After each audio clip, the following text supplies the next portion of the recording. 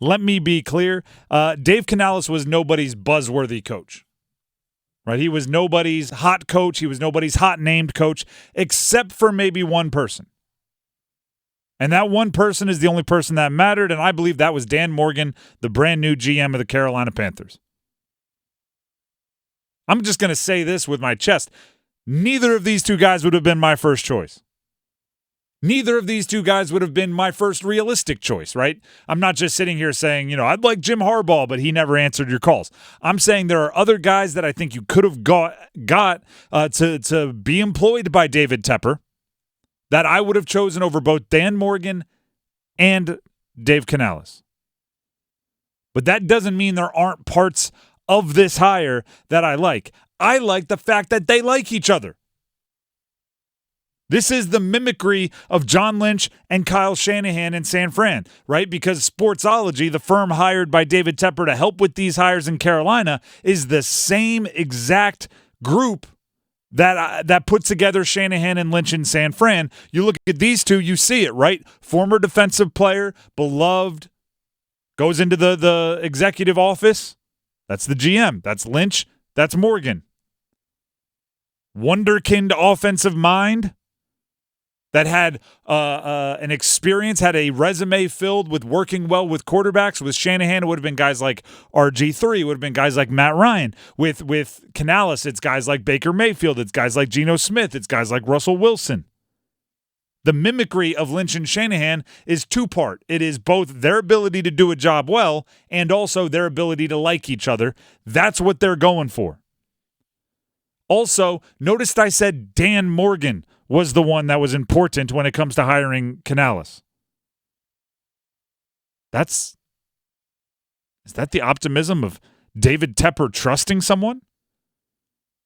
Is that the optimism of David Tepper, the owner of the Carolina Panthers, not having to go with one of his buzzworthy splash names?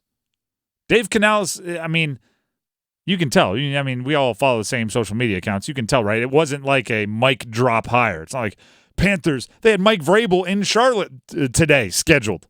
Mike Vrabel would have been a mic drop. Dave Canales is not. That could be David Tepper moving to the back and trusting Dan Morgan, which would be the first time I believe he trusts anyone in that building. This is a big, big, big bet on Dan Morgan. Now, they had a terrible season this past year, and they promoted from within for their GM. So it is a bold bet.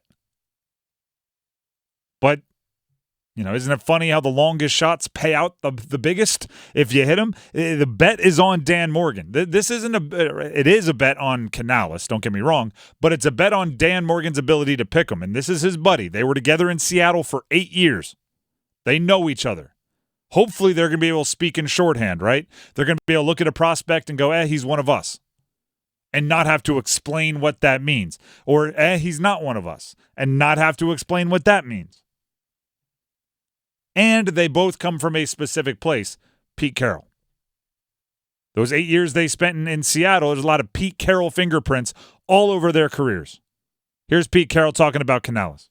Well, he is one of the young guns. He's one of the guys that we see coming through the league that have that kind of that connection to creativity, freedom of thought, openness that allow for so many good young guys to make it.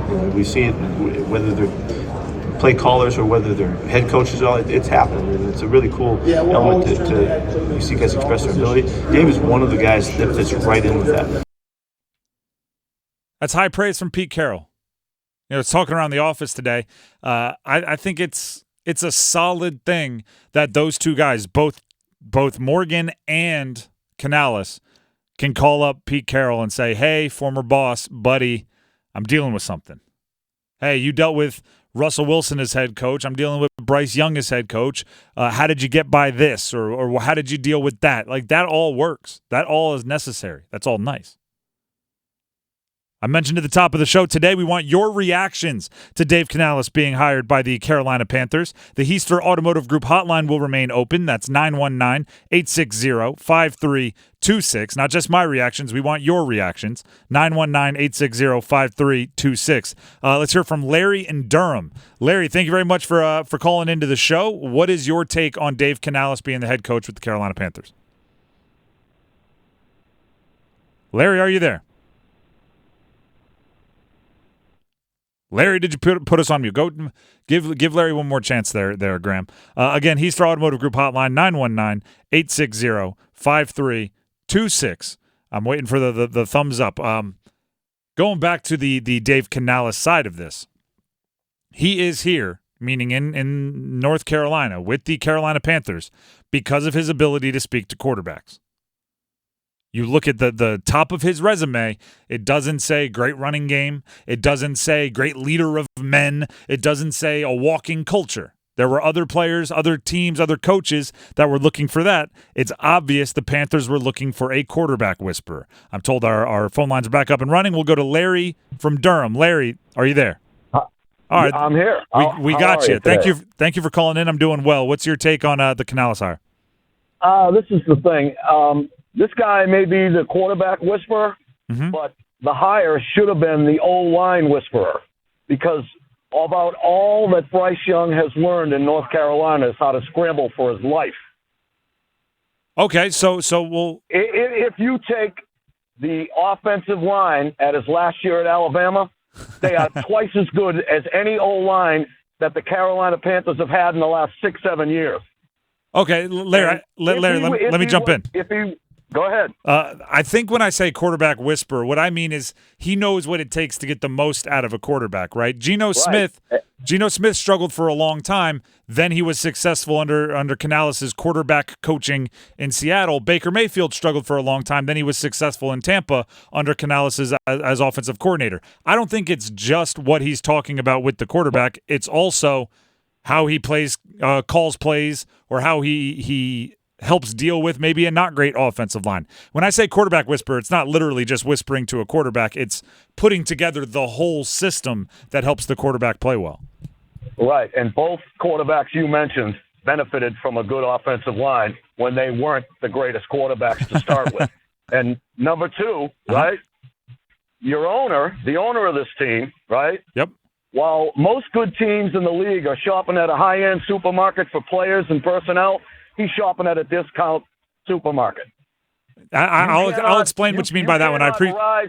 You cannot rise to the top of this league by getting discounted people. And that's what this owner just keeps doing and doing and doing. And it's never going to change until his mindset realizes that he has to spend money for talent. That's the NFL today. I appreciate the call, Larry. Thank you very much. I'll address some of that. You're welcome. And I heard you saying you're welcome there. Here's the breakdown. It's a salary cap sport. The shopping at the discount bin is actually probably the opposite, right? He probably has to pay more to get players to come to Carolina than you might have the ring chasers going to other places with a better chance of winning. But I want to give Larry I want to agree with him in one way, in that it's not just Dave Canales shows up and everything's going to be fixed. It's not like, oh, he worked with Geno, he worked with Baker, so now he's going to show up and Bryce Young's going to be a much better quarterback. There are other things that need to happen. The good news is this is the beginning of the offseason. Dave Canales, guess who he coached last year? Mike Evans. Guess who's a free agent? Mike Evans. Right? If Bryce Young needed a number one wide receiver, there's a connection there. Yes, they both needed offensive line help, and they got offensive line help at previous places Canales was coaching. There's priority number 1 and 2 to me for the Carolina Panthers this year is offensive line and wide receivers. The team right now, as it's presently constructed in Carolina, is not the team that Canales is going to be coaching come week 1 of next year. There's moves that need to happen. There's cap that needs to be spent. There's draft picks that need to be made, and there's trades that need to happen. So you have to trust Canales as a quarterback whisperer of knowing what incubator Bryce Young needs and go from there.